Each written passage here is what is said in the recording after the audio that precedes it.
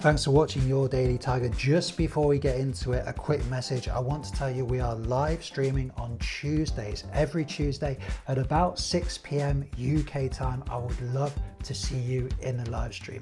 Let's get into the video. Now, one of the primary uses of Excel is simply to store data. And if you're storing data in a spreadsheet, it means you've got to put it into the spreadsheet, so you are doing data input. Now, there's a critical issue here, which is data quality. If you have low data quality, you can't really use Excel's powerful analytical functions. Now, if you have spelling mistakes in the data, if you have a space after a word in your data set, then you have low data quality. So how can you avoid that? You need to learn about data validation. Now, if you've seen a drop down menu in Excel where you click, you get a little menu of options, things you can click on.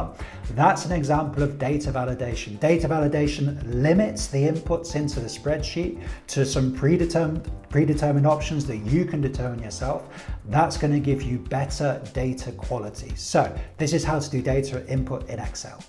Now, if you're just getting started with Excel, you're probably thinking, what do I need to know? When you open Excel, you're confronted with all of these functions and bars and everything. So what do you need to know? You need to know the big 5 formulae. These are going to help you get started. So what are the big 5 formulae? Well, firstly, we have a basic arithmetic formulae, so plus, minus, divide and multiply. Secondly, we have the if formula, which is important for you to learn. Thirdly, we have the VLOOKUP formula. Fourth, we have the match formula. And fifth, we have the offset formula. So these 5 formulae combined together provide what I call disproportionate benefit. You're going to get lots and lots of benefit for your time invested to learn these formulae, and they're going to stand you in good stead for your whole career. You can learn them all on the Tiger Spreadsheet Solutions YouTube channel. So maybe see you over there. Now, I'm just putting together a sofa, got a new Ikea sofa, and got me thinking about spreadsheets. And the spreadsheet is essentially something to communicate. It's something to communicate. And if you want to communicate well, you've got to be reflecting on how you're doing that communication. And I love how Ikea comes with these instructions. Yeah, we've got a cushion, we've got a man, and yeah, we've got a little bin there. But what I'm thinking about is the role of symbols. And this is something I've been trying to improve in my practice. Use symbols to improve the communicative power of your spreadsheet. Now in Excel these days, if you go to insert at the top here, insert and then illustrations and then icons, we get all these options. So how can you be using these icons to increase the communicative power of your spreadsheet? Now, an important concept in computer programming and in Excel VBA is that of modulation. So what on earth do we mean by modulation? Well, I've just got a new sofa for the office here, but I didn't get a sofa. I got kind of the back part of a sofa without arms, and I got some arms. Now, this is interesting to us because it's a great example of modulation. This arm is a small part of a bigger product that can be used in other products. This back is the same. It can be used in other products too. So by keeping things small and manageable, you can cut them into parts and use those parts in other things. This is what you should be doing with your computer coding, your Excel VBA coding. Good luck. So here in the office there, and behind me, you can see we've got lots of boxes here, and I've got these manuals as well, you know, working on putting together some furniture. Where's the furniture from? Well, of course, it's from Ikea, and Ikea are very often cited in these business strategy textbooks as a good example of successful business strategy. Now, why is that? Well, Do you like Ikea? Do you hate Ikea? Lots of people love Ikea. Well, not everybody though.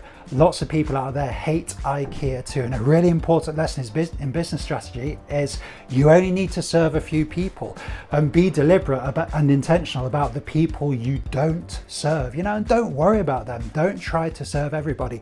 Ikea furniture is not for older people who don't want to have to put the furniture together themselves. So think about who you're serving and who you're not serving with business strategy. Now, I get lots of questions about YouTube, how I do YouTube videos, and in my opinion, everybody should be making video content. And this is a project I've been working on for the past few months. It's called the Everyday VBA series. This just gives you a sense of the organization required. This is how I organize my stuff. So you can see I've got a folder here with lots of subfolders in. So we got all of the audio goes in one folder. And then I use multiple cameras, of course. So this is the main camera. So that has to go into a folder. It has to be processed, has to be labeled properly. Then we've got all of the final renders I put into one folder. And then what else have we got? All of the spiels. Now the spiel is the scripts that I write. That all goes into one folder. So if you want to get into creating video content, you've got to get organized, but I want to see you creating some video content. Good luck. I had a great question come in from Dustin, who asks about Google Sheets. Is Google Sheets any good? And in my view, Dustin, I think it's very good for specific situations. Now, normal Excel, you might have heard me say already, we've got two main problems with normal desktop Excel.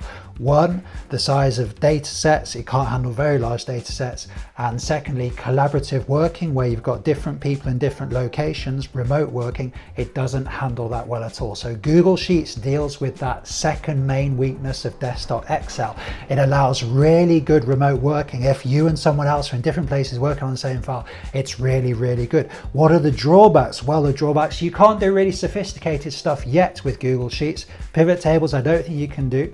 And you can't do any VBA programming. You can't do any Excel programming either. So great for collaborative working, less good for more advanced stuff. I hope that helps. Good luck.